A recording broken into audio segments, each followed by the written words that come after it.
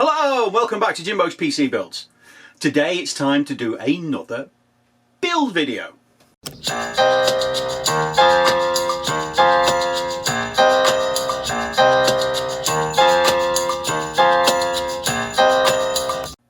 So something a little bit different today. I'm actually going to be upgrading my main build, which I have in my desk that's sat in the room behind me, which I use, just for playing games, work, that kind of stuff. You probably have seen it in some of the videos I've done where I've done mouse unboxings, because I tend to do those at my desk in the room behind me. So you may have seen it.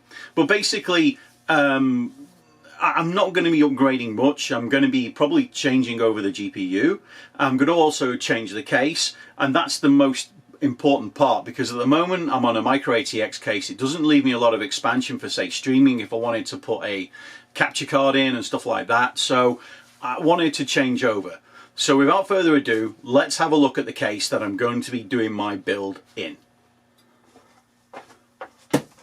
I'm going to be doing my build in this, the O11 Mini.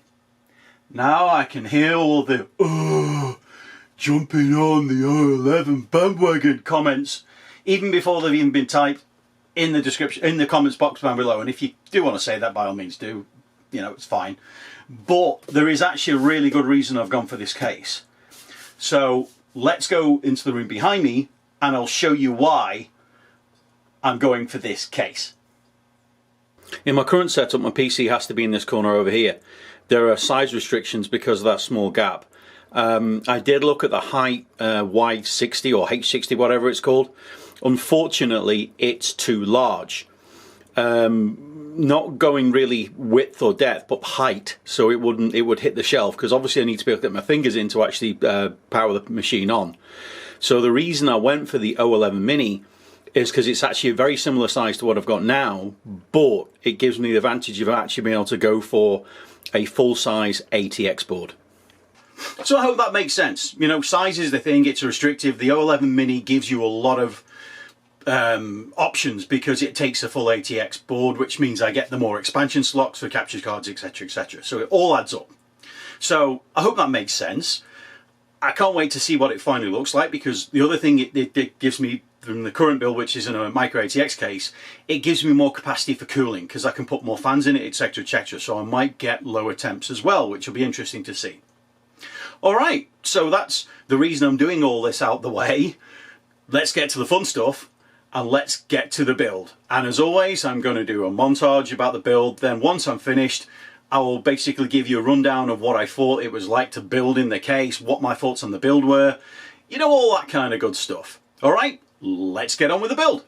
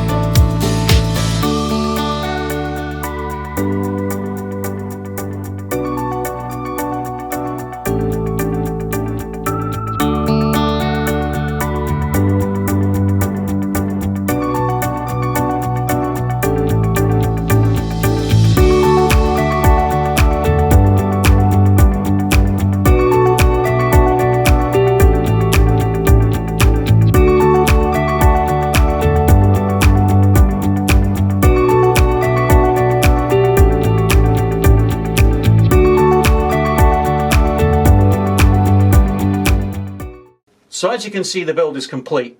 I think it went really well. It looks really good in the corner. I think I'm very impressed with it. It went exactly to plan.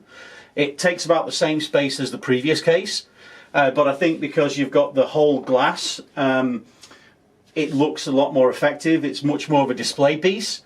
Not just that, because it's not a micro ATX enclosure like my old one, I've got 6 fans in here plus a 480 AIO. So all temperatures in this should now be better than they were previously. So that's a great result. Couple of things to note about the O11 Mini. You need an SFX power supply. Now, this is a 9700 XTX. It's a power hungry GPU, which has meant that I needed to buy a 1000 watts SFX PSU. And I don't know if you know very much about PSU prices, but that is not cheap. So keep that in mind if you're going to build in the O11 Mini and you want to put a reasonably high-end GPU in there. You're going to have to stump up for a pretty expensive PSU. The other thing of note is I tried to install the vertical riser adapter, which basically it's a module where you take pretty much the back of the case off and you screw another module back in, which basically has a built-in riser cable and like little shelf for it to sit on. It was very easy to install. I have to say, you just undo some screws on the back, you take the bits off and you put it in and you screw it back up again with the same screws, no hassles. I did, however, as you can see, not end up using it. The problem is that basically this GPU would not sit flush in the actual riser. When it attached the actual module, so when the prongs on the edge of the GPU sat in, it wouldn't fully sit. So there was you could still see gold sticking out at the end closest to the case.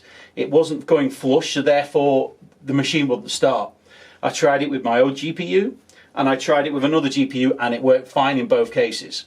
So what that meant, oh pun intended, so what that meant was I had to go with a horizontal GPU instead. Not too fussed about that because the only lighting on this GPU really is on the side, so I can see that. Also, it really has given me an opportunity to show off the custom cables I got from Cable Mod for this build a while ago. So with the blue and black, I think it just looks really, really attractive and I'm very pleased with it. As a case to build in, it's brilliant. Even though the size of it, the cable management was relatively easy, you do have to watch out because on the normal O11 you've got basically the width of a PSU to play with in a lot of areas, so it's a lot easier. In this, it's only an SFX width, so you've got to be careful. I think if I'd had more storage, I'd have struggled. As it is, I've got a hard drive and a SATA disk in the back and all the cables in this, and it still looks really effective. So as a case, yeah, as long as you're aware of the things you've got to be, like the SFX, etc., it's a fantastic case, and I think it looks amazing, and I think it's well worth the money, and I'm really pleased with how the upgrade went, and I think that it looks absolutely fantastic, and it's been performing like a dream. Alright, I hope you enjoyed this little build video. If you've got any comments on the build, please leave them down below. If you like this build and you like the video, please toss a like on it.